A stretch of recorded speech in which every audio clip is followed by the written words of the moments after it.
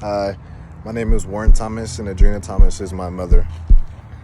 So, how I found out about the accident, I think it was the night of the accident or the morning after.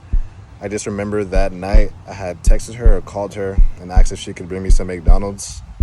And then I didn't hear from her for a couple of hours, and I was pretty worried. My initial feelings, I can't really remember, but I do remember feeling like it was kind of my fault because if I never would have asked her for the McDonald's, maybe she would have just came straight home. But you can't really think like that because you never really know. But it was sad to hear that she might be going to jail.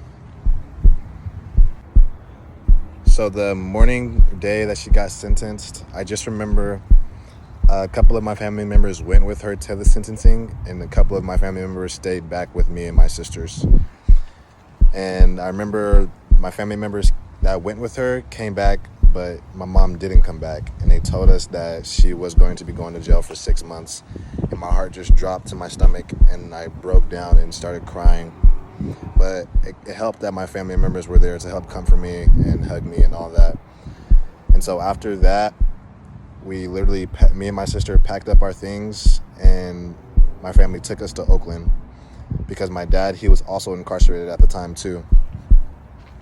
But for some reason, our family members, they separated me and my sister. I went with my grandma, and she went with our aunt. I went with Grandma Shirley. She went with Auntie Crickery. I still to this day don't know why they would do that, and it just made it extra harder for us. Living with my grandma in Oakland was a huge change. It was a huge change from living in Sacramento and going to school every day, and then going to Oakland and then not going to school every day. It did not help at all. And so when my dad finally came back, it was a relief because at least we had one parent.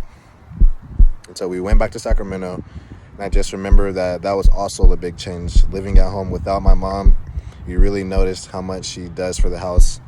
Because when we got back, the house was dirty about 80% of the time. I just remember the feeling of, I don't know, it's hard to explain, but it was not a good feeling. I remember having dreams of my mom coming back from jail and then waking up and realizing that it was just a dream, and my heart would drop to my stomach and that would just kill me. I can still remember the feeling I had when I found out that she was not going to come back, and I didn't even know the next time I would see her. It was terrible. I was breaking down crying, but it helped that my family was there to comfort me and help me. But it was still just such an unreal moment. I can't even describe the pain.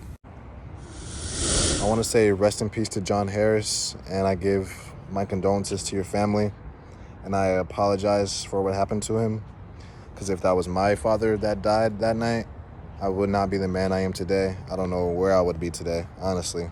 So I hope you guys are doing okay, and I hope you guys have forgiven my mother or find it in your hearts to forgive her because she's a great woman. Hey, it's real bass. I love my life. I can't complain. I got everything I want. I can't complain. My mama do it. She up in the morning. She be hustling for her kids like me.